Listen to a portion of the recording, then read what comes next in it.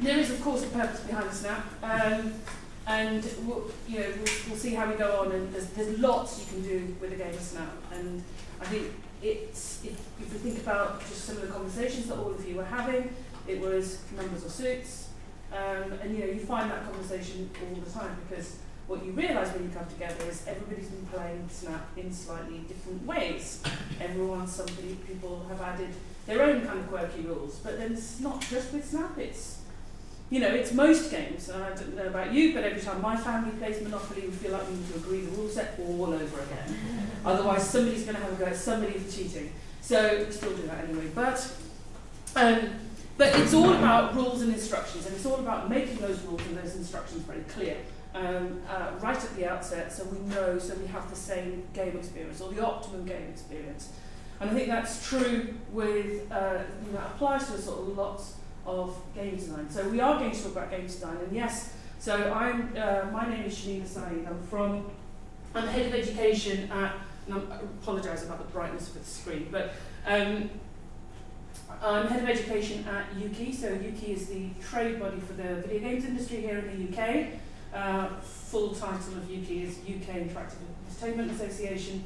And as part of head of education there, I head up the Digital Schoolhouse programme, which is under which the SNAP activity was designed. And to give you just a smidgen of a background about myself, prior to joining UKI about 5 years ago, I was a computing teacher and head of computer science at a sort of very large inner London secondary sixth form school, and I've been doing so for a very long time. But now I'm here, and now what I want to do is sort of look at, well, this is what I'm doing.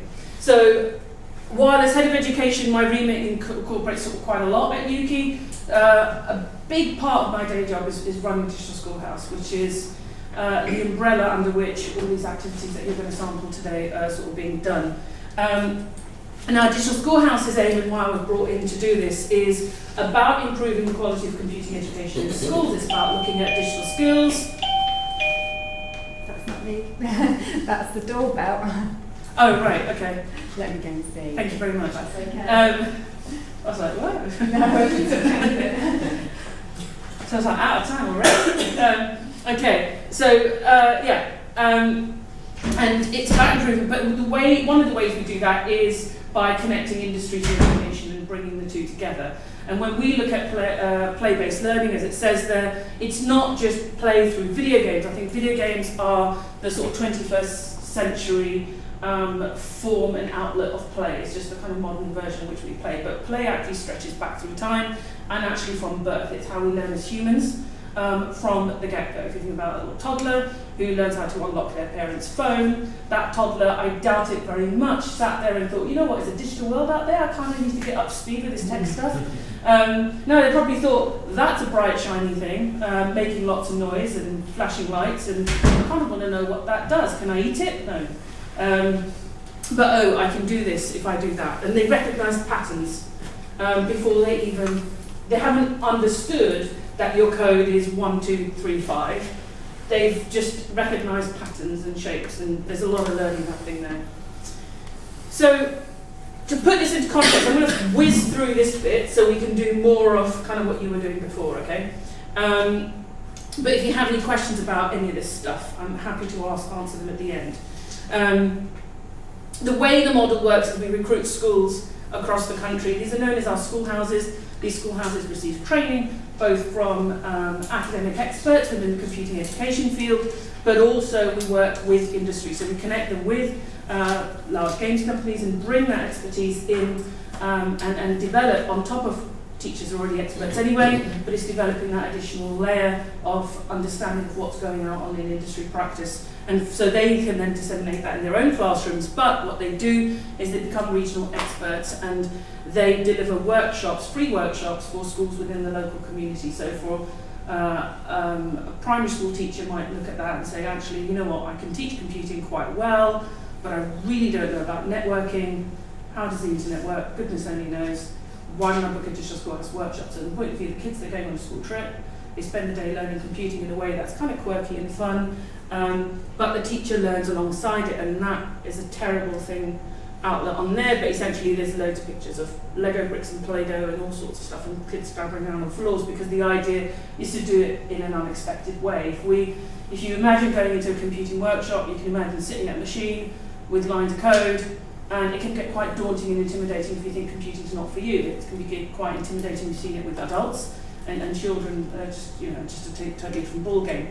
Nobody expects, or very few people will expect, to go into a computer science workshop or a day where you're learning about computing principles and actually start off with some magic or dancing or Play-Doh or Snap.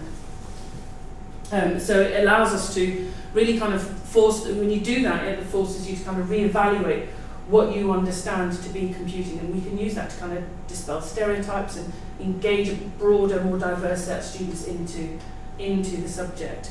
So we're going to play a game. It's called Cat in Your Head. I'm going to move this table slightly further here. Everybody kind of needs to be, I think, with you standing there, that pillar's going to really obstruct your participation in the game. So potentially, if you could move into this row here, that would be great. I think you just get a better play experience. Okay, so this is what we're going to do. It's a very simple game. We're all going to play it. Now, you need to kind of make sure you're within touching distance of two people, so that means either side of you, it's sort of quite easy, but you can also touch the people behind you or in front of you, okay? And we're all in this game together. It's very simple. We have a cat that's going to chase a mouse, okay? Now, where is the cat and where is the mouse? Now, the cat's going to be at one side of the room, and we nominate a person to start as the cat. So I might say, you sir, you're a cat. And we might have another person as the mouse. I might say, you sir, you're the mouse. Okay? Now, the cat's job is to chase the mouse. I'm not expecting any of you to physically get up and run. You're going to stay in your seats. But the cat is a virtual cat that, imagine them hopping from one head to another. Okay? We could throw an object in here to visualize that, but shouting is more fun. So, you're a cat. When you say, in order for it to be a cat, you just need to say cat, cat, cat, cat very loudly. Did you say that, sir? Cat, cat, cat, cat. Cat, cat, cat. Cat, cat, cat. And keep saying cat until you tap another person on the shoulder. Cat, cat, cat, cat. Right, now you stop. You're the cat. Cat, cat, cat, cat. Cat, cat, cat, cat, cat, cat. Cat, cat, cat, cat, cat, cat. Cat, cat, cat. Brilliant. Can we just practice that with the mouse? Mouse, mouse, mouse, mouse, mouse, mouse, mouse. Mouse, mouse, mouse, mouse, mouse, mouse, mouse. Mouse, mouse, mouse, mouse, mouse. Mouse, mouse, mouse, mouse, mouse. Mouse, mouse, mouse, mouse, mouse. Oh, mouse, mouse, mouse, mouse, mouse. Brilliant. So, cat and mouse move in exactly the same way. You get the idea. They can move in any direction. So, as I said, behind you, in front of you, left of you, right of you. The aim is to kind of catch. But as I said, the cat needs to catch the mouse before the time runs out. I'm gonna. Let's play the game. I have a stopwatch up here. That's on black. Doesn't matter. Sorry, where's my mouse? Right. So I'm going to set a 30-second timer on this, and when we do, we'll start the game. The game starts until you start saying cat, you start saying mouse, and you start moving. And let's see who wins. So let's go. Mouse, mouse, mouse, mouse, mouse, mouse, mouse,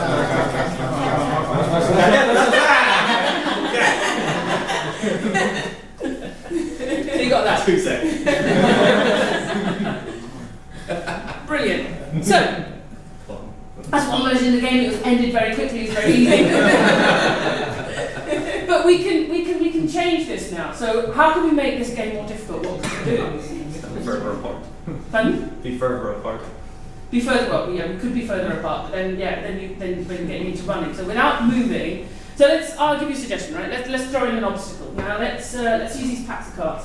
And let's throw in some cheese. Let's assume they're cheese, okay? So can you hold a block of cheese? And can you, sir, hold a block of cheese?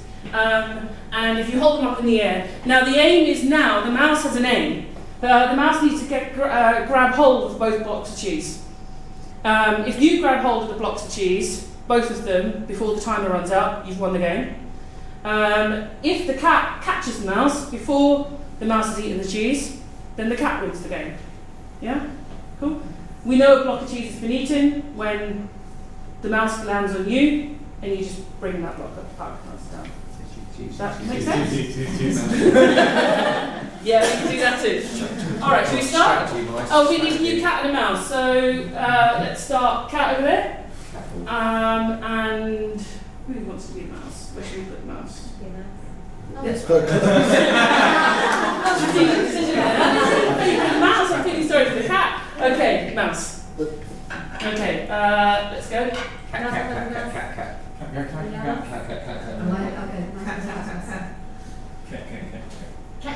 Mouse, mouse, mouse, mouse,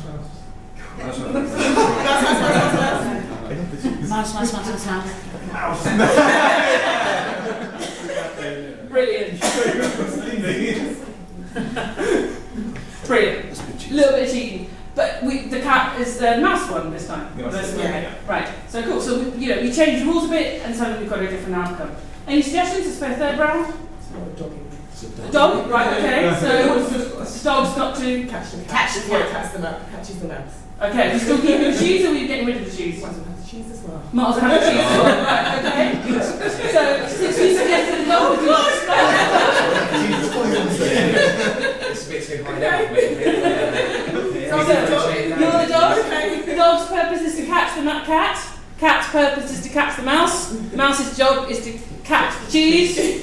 Oh my goodness, I think we need instructions on the board in a minute. But so we need a new. Can we have someone in the back row? Can we have a mouse in the back row? And we've got a dog in front. Let's put the cat in the middle row. So could you be the cat then? No worries. Brilliant. Okay, let's start again. Let's go.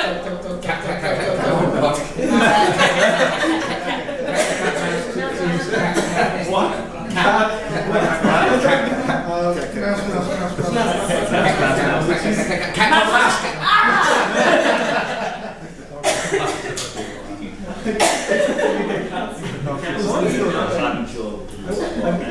I don't even know who won. I think the dog did. The dog won. I think it's the Cat I think the dog ate the cheese and lost interest in the cat. Oh gosh. So there's lots in there about there's lots in there about what works, what doesn't work, and it can get a bit complicated if that. Should we have some instructions on there? But it's a really good activity to sort of get things started if you are doing games design in your lessons, as a way to just get that creative juices flowing, the suggestions going, and all the rest of it. It does teach us a lot about games design principles, and it should do because it was developed by Playdoh, which is a games development studio. So, any ideas what they are? Difficulty curves, like things like that. So starting off with something quite simple that you can master quite quickly, and then increasing the difficulty gradually until. Absolutely. Yeah. If we'd gone dog, cat, mouse, and cheese all in the first round, I'd have lost you right at the beginning. Yeah, cool. Yeah. I suppose outcome driven as well. Obviously, like with games, there's always a sense of games anyway, there's an outcome, isn't there? So there's a set end point to that game. Absolutely, yeah. And there's quite a few of these things that actually become sort of easy to identify. So there's various things. The great thing I like about Cat in Your Head is sometimes when we want children to simulate games, we put them as it's easy to say, right, you're the character, and you're always that character throughout this simulation. So if you're the cat, you're always the cat, you as a person. But you're not. Collectively, all of you together make the game mechanic. It's no one single person is the cat and no one single person is the mouse. If I take you into the playground and repeated that, we'd have had a lot of running around. But that's what would have happened. Only one person would have ever experienced what it's like to be a mouse, and the other people would not have done that. So it's a way to spread that learning and understanding across the entire group and get the whole class involved at the same time. I just want to see somebody do this in an assembly first thing in the morning. That's what I'm waiting for. But so it allows you to understand the roles that characters play, and that everybody's got a role, that there's a purpose in there, that there's rules to every game, there's game mechanics, there's various things that happen, things have got to happen in a certain way. You can move forward, you can only move back, you'd only go to the person next to you, there's a bit of cheating going on, we're skipping two people in the back row. You get kids to make games, but actually, it's easy to say make a game, but what's the point of that game? How do you win? What goes on at the end? Difficulty curves, stretching from one thing to the other. How do you win? How does it end? But it also models a key process that, from my experience, due to lack of time more than anything else, is less likely to happen in a classroom, but is so essentially at the heart of how industry develops games, and it's that iterative process. It's the ability to be able to very quickly create a mock-up, think about does it work or not, and then improve on it and improve on it and improve on it and improve on it until you end up with your final product, and getting feedback and testing all the time. Okay? So now you're going to create your own cat on your head version. Okay? And we're going to start simple, so I'm going to give you, and I think, let's leave this as a movable classroom, right? So I feel sorry for the person coming after me, but you can move your chairs wherever is comfortable because you need a bit of paper. So I'm going to give you a little bit of paper. We've got some plain paper, but in groups, this kind of stuff helps in groups, doesn't it? So let's get yourselves into groups of 3, 4 maybe. And if you just write out, so you've seen the instructions come out. I'm calling it an algorithm because that's essentially thinking about getting instruction sequence of sort of solving a problem. We can review further, they are very akin to algorithms when it comes to computer programming, and it's the early state before you get to pseudocode. So the algorithm allows you to really kind of sort out the dynamics of how I'm going to solve this problem in a broad nutshell. The instructions we saw before for Cat on Your Head, you can think of them as algorithms, but just each one on a different slide. We're not looking for something grand, but just some short notes, in a sense, of think about the 3 rounds that you played. You can either take one of the 3 rounds that we played and actually put those instructions down, or come up with your own modification. Okay, so if in groups, as I said, sort of 3s or 4s, I can pair you. I can go 1, 2, 3, 4, 1, 2, 3, 4, or you can group yourselves. Group yourselves. Cool. Okay, let's do that, and give out 5 minutes. Whoever's the first person to get a pen and paper who sends it Okay, so write out the algorithm for your favourite cat music round. Not sure what ideas. And now that you seem to be sort of full in the flow, developing your ideas, I thought I'd give you this. It's just a very simple to jot things down. You can see, you can identify on the left, I'll just put those principles in again. As you're writing out your algorithms and as you're having those discussions, maybe another person who's not busy doing the scribing could actually start to jot, some of your discussions down under these things. So as you're developing your round, your game, just a nod back to: are you thinking about the end state? Are you thinking about who wins and how? What's the best way, do you think, to test your idea? Play it. Yeah, absolutely. I was hoping someone was going to say that. So, if we could get, what we need now is this is where I go into sort of kind of sit at the back and have a good giggle. So what we're going to do now, if we could sort of kind of get back into loosely the formation we were before, because that kind of works for the game, right?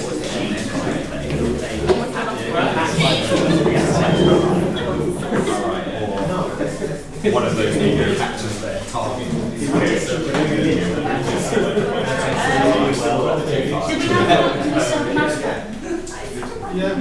Now, is there any group that's willing to volunteer for their idea to be tested first? Yeah. All right, we'll give it a go. We got inspired by us being the BFI, and we went for our Alien Predator franchise instead. So instead of the mouse, we have the human, who's the lone survivor on our spaceship. Instead of the cat, we have an alien. And instead of the dog, we have the predator. Slight changes to rules. So the human can only go in 4 directions. So north, south, east, west. Can't go diagonally and just 1. The alien can go in 8 directions. Okay. The predator can only go in 4 directions. The additional thing the predator has is once, if the person is the predator and opposed to tapping on someone stops moving for 3 predators, they stop speaking. They've gone into stealth mode. So they can sit there waiting until someone comes near them to then tap on them as predator. so they can lie in wait. How does the human escape, I hear you ask? Yeah, exactly. How does the human escape? So, following off what Chi's idea, there are two pieces they have to get. One is the key. This key that they get unlocks the escape pod for them to escape out of the so they have to go to the key first before going to the escape pod. So, opposed to our two cheeses, where you can go get either of them in any order, you have to get the key before you get to the escape pod. It's pretty easy to follow. Super easy. Simple, I love it. So, for the human to win, they must get the key, and then they go to the escape pod. For the alien to win, they must catch the human. For the predator to win, they must catch the alien. Clear. Okay? There is a timer. Okay. We will go for the same 30 Same seconds 30 timer. It's perfect. Yeah. Have I covered all of the rules that we had in here? Yes, that is everything. Right, guys? Having fun. Well, that can be the key. Perfect. So, we'll put the key on, and we'll put the escape pod. Let's put it in distance, you might be our escape pod. Perfect. Shall we start our human over here? Alien down in this corner, and predator at the back. Okay? Everyone's clear on who they are? So if you Do you want me to repeat the rule? If you're the human or predator, you can only move like that. No, you can still be the other people, but just humans, people know that's where the... left, right. No, the predator has to be in the direction, right? The predator, The alien can move like anywhere. The human can only move in front of you or next to you. and the same as the predator, only in front and to But the if you're side. the predator and Attack. you're saying predator, predator, predator, but then you go quiet, you've stealthed. And you can stay stealthed and just sit there silently and then nap the alien. Or you can move on and you tap someone and then they're the predator. And are they stealthed or do they? No, they have to say predator, predator, predator, Yeah. and then they can go stealth. Yes. Is the predator trying to catch the alien? Yes. And where's the cheese? It's in the canteen, that's level 2. Level 2, you've got to get the cheese. You're saving the Right, can we start? Yeah, go for it. Start. Alien. Human. Human.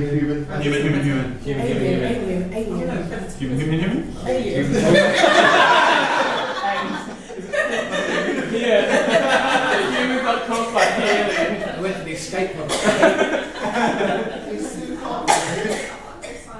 Brilliant. Huh? Yeah? You can try it again, yeah? Okay. We'll keep the key and the escape pod in the same place, but let human, okay, predator, and alien. Okay? Ready? And Okay, go. go. Predator.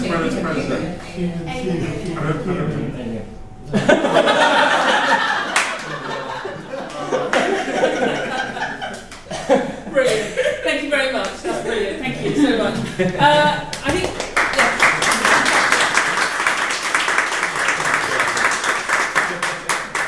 yeah. Do we want to try another round with somebody, another group? Just time for a quick round and then we can sort of go in here. Please excuse volunteering. There's a nod of heads. Is that like, can we come to the front? Appreciate the bar's been set pretty high. Love that. It's totally twisted that whole thing. No, you've got some groups going down. Chair picnic. You're going to try it, come on. Yeah, let's all go. Sounds like there's going to be a lot of rules. That's what a predator would say. Okay. What's the other notes? No. Okay. Alright, so we have 3 characters. So we have a cat, mouse, and a dog. So the cat's obviously chasing the mouse. The dog is going to be chasing the cat. Okay. Yeah. But we've done quite a little twist on it. So the mouse first is relatable, so we used a little bit of the kind of inspiration with Tom and Jerry. So that's how we can always get like sponsorship from there. Ching ching the cash. The mouse is called Gigi. The dog is called what's the dog? The cat is called Sam and the dog is called Vix. Okay? So what we've done here is we said that the cat first will be like a kind of like an introduction to the typical moment where the mouse is like the humans are closing the fridge. I mean the fridge is somewhere around and then cheese is dotted around.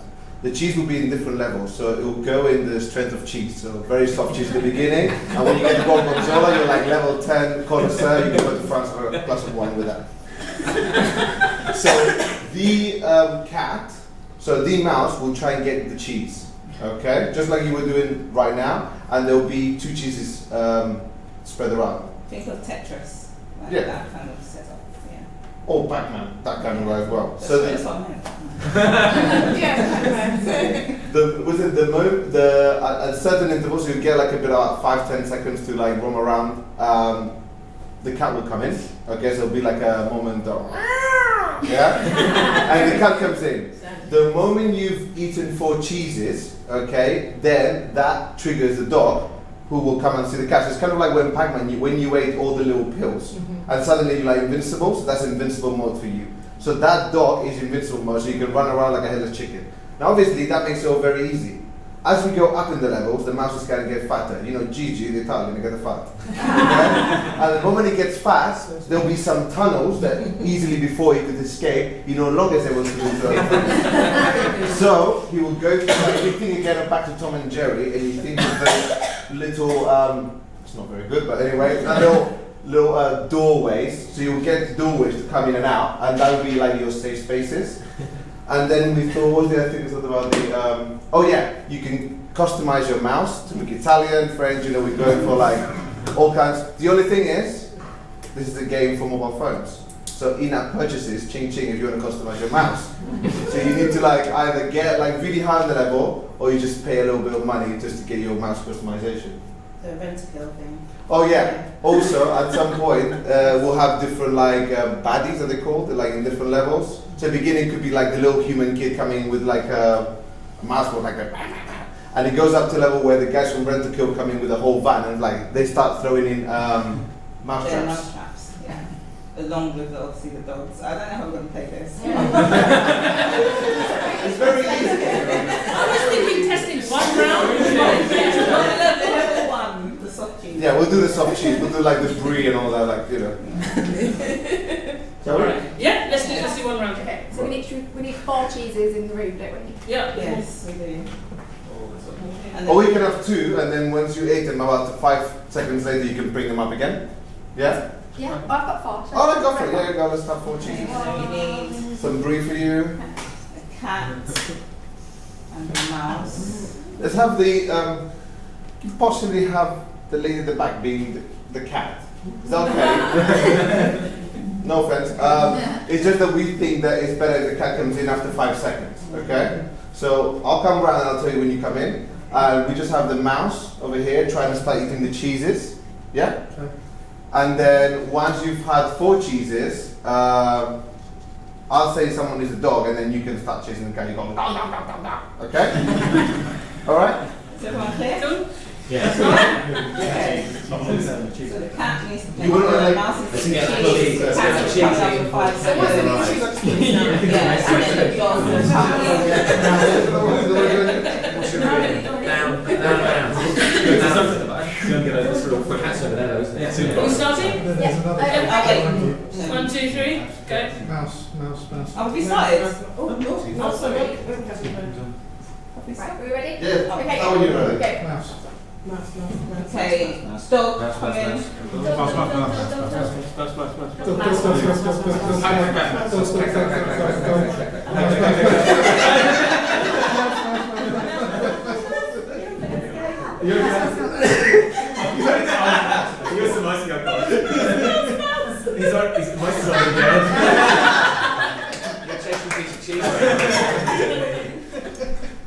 Does that make sense? No.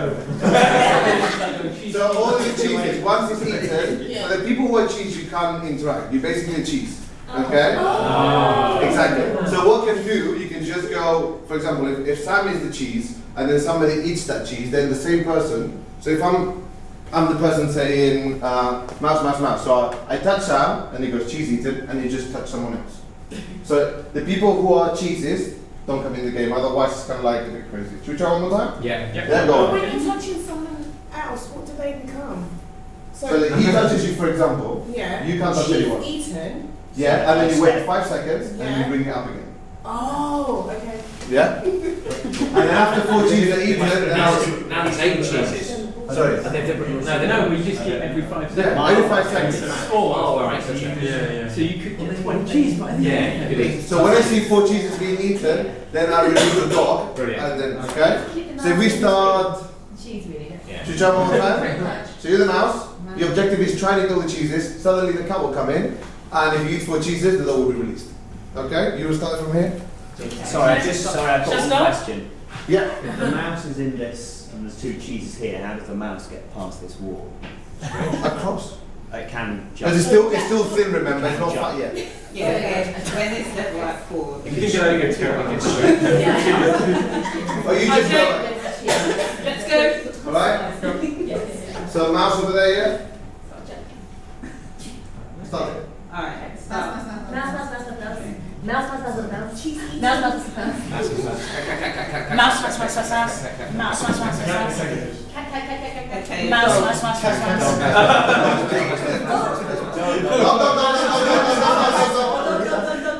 You're still alive. You're still alive.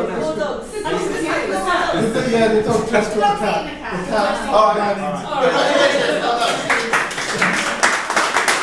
cat. But just to sort of wrap this up, I think all of you, sort of, being educators, you could probably, you know, I mean, you're probably thinking, actually, I can see how, hopefully you can see, actually, in the classroom, I would then go on and do this, or I would then go on and do that, or I'd nest it this way, or I'd discuss that way. There's lots that you can do. And you can do it with other games, right? So this is where the snap comes in. It is about rules and instructions, and you know, every game has a set of instructions that implements a set of rules. If we draw that analogy back to computer science, computers do exactly the same thing, except rules in computers are called protocols, and instruction in computers are called programs.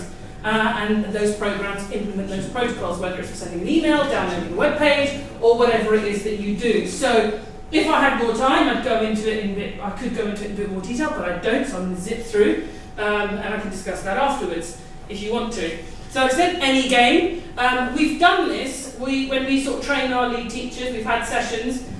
So we've had games of hopscotch, British Bulldog, stuck in the mud in the office, which is always quite interesting because the UK office is full of members coming in and going. So we'll have people from our membership, be it Google or Warner or Sony, coming in and going, what are they doing? Okay, but that's what our teachers are doing. So you play those games, and you could do this, combine it with PE and other things. So any kind of common game, and it is that cycle. So depending on what you're teaching, you know, if you wanted to drill down into the computing elements, you can do, and it's sort of depending on different subjects, you can focus on different things. You can spend more time on art if you're art focused or art focused teacher, or the story behind the game for English and literature and creative writing. But ultimately, you take a common game, and if we had time, this is what I would get you to do next, is to take the snap you started with and say, right, you've played snap, what were those instructions, and let's change 3 of them, any 3. Because once you change 3, what you will find, just like you just found with Cat on Your Head, it's a totally different game. We ended up with an Alien Predator game, we ended up with a glorified Pac-Man, and I wish we had time to test the other 2 groups so we knew what they were, but I guarantee you they look nothing like the original Cat on Your Head. And that is games design the digital Schoolhouse way.